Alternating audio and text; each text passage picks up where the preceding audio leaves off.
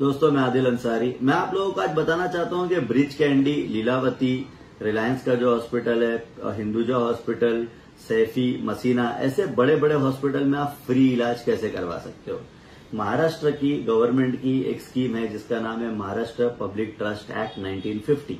ये एक्ट के हिसाब से इन हॉस्पिटल्स को 20% बेड रिजर्व रखना है पुअर गरीब पेशेंट्स के लिए। पुअर गरीब का डेफिनेशन ये है कि एनीवन जिसकी इनकम 85,000 के नीचे है वो गरीब है और उसको फ्री इलाज देना है इन हॉस्पिटल्स को। ऐसे 444 हॉस्पिटल्स हैं महाराष्ट्र के अंदर जो चैरिटेबल ट्रस्ट के हॉस्पिटल है। इसी तरह से 85,000 से 1,65,000 की जिसकी इनकम है उनको 50% कंसेशन या डिस्काउंट देना है इलाज के दौरान। इन हॉस्पिटल आप शॉक हो जाएंगे अगर हॉस्पिटल्स के आप नाम सुनेंगे तो इसके अंदर ब्रिज कैंडी है, लीलावती है, मसीना है, सैफी है, हिंदुजा है, रिलायंस का हॉस्पिटल है, भाटिया हॉस्पिटल है। ऐसे कर करके टोटल 444 हॉस्पिटल है महाराष्ट्र में। टोटल 10,000 बेड है जो रिजर्व है पुअर पेशेंट्स के लिए।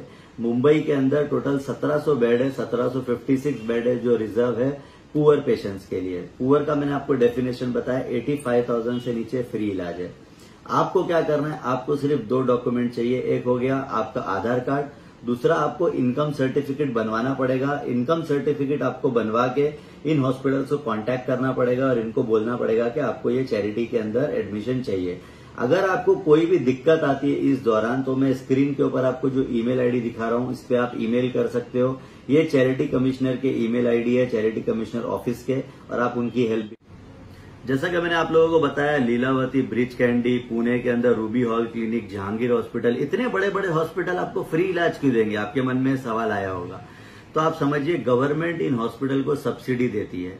इनको जो मेडिकल इक्विपमेंट्स है इसके अंदर सब्सिडी मिलती है, इंपोर्ट ड्यूटी फ्री मिलती है, इनको ये सारा सब्सिडाइज रेट में मिलता है।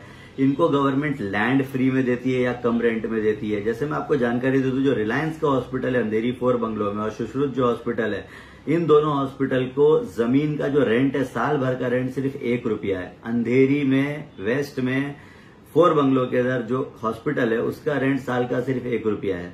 उसी तरह से ये सारे हॉस्पिटल्स को बहुत सारी फैसिलिटी दी है गवर्नमेंट ने। इलेक्ट्रिसिटी और वाटर का जो इनका बिल है इसमें एग्जेम्पशन मिलता है, इनकम टैक्स में इनको एग्जेम्पशन मिलता है।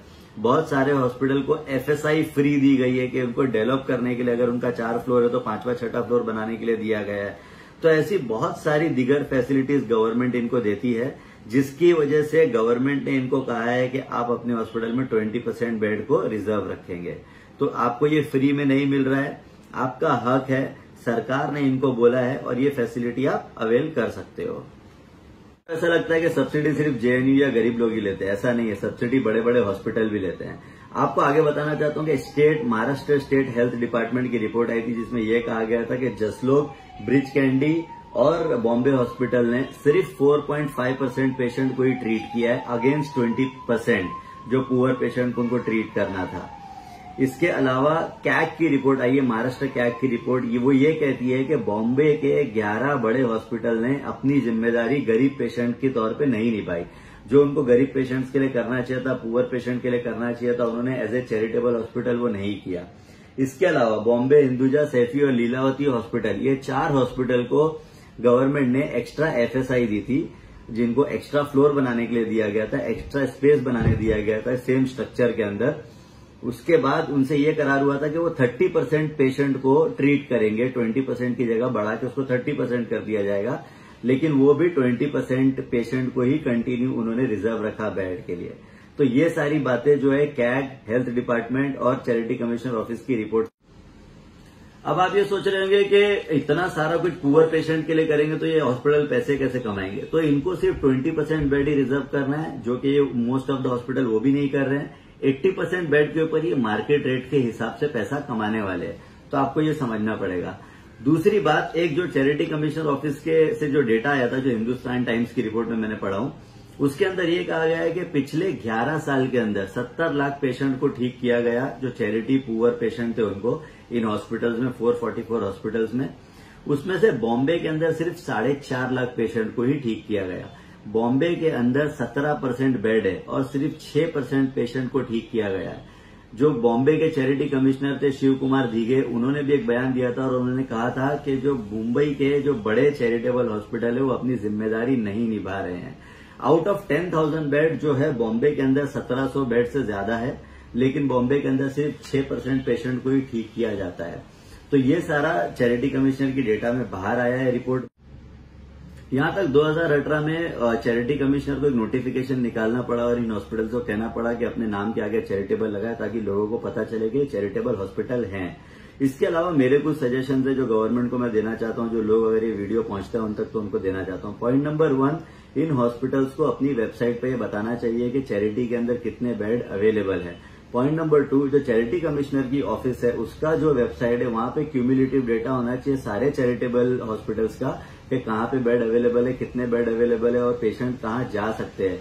इनकम क्राइटेरिया को एक बार देखने की जरूरत है, क्योंकि आज की तारीख में 85,000 का मतलब बहुत कम होता है, जो कि महीने का मेरे ख्याल से 7-8 हजार है। आज की तारीख में 25,000 कमाने वाला आदमी भी गरीब है, तो उसको भी एक बार रिव्यू करना चाहिए कि ये इनकम क्राइटेरिया इसका बढ़ाना चाहिए। 3 लाख 4 लाख भी जो साल का कमा रहे हैं उनको भी इस स्कीम में ऐड करना चाहिए। 85,000 1,65,000 ये बहुत कम है।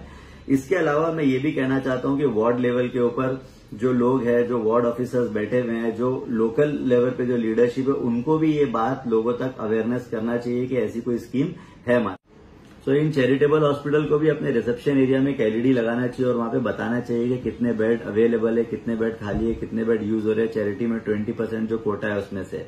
और मैं आप लोगों से, महाराष्ट्र की जनता से एक सवाल पूछना चाहता हूं, क्यों आपको किसी मीडिया ने नहीं ये बताया? क्यों आपको अर्नब गोस्वामी में रात में 9 बजे जब वो पूछता है, भारत प्रोग्राम करता है तो नहीं बताया?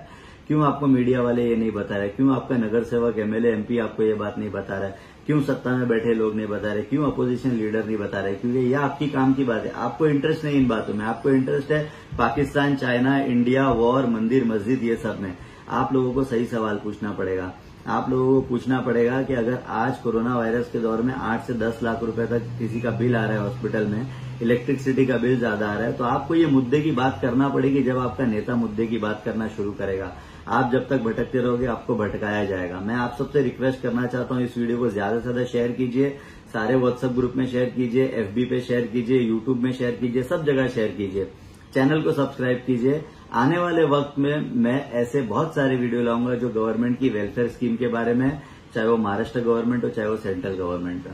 मैं आप लोगों से विदा लेता हूं। आप लोग इस चैनल को जरूर सब्सक्राइब कीजिए और नोटिफिकेशन का बेल आइकन दबाइए। Thank you.